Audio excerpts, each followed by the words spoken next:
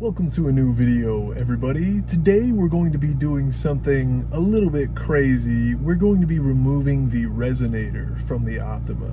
Now, if you've seen my earlier videos, you'll know that I already went ahead and got the muffler deleted, but I wanted a little bit more sound coming out of the back, so I figured let's go ahead and go get the resonator deleted as well.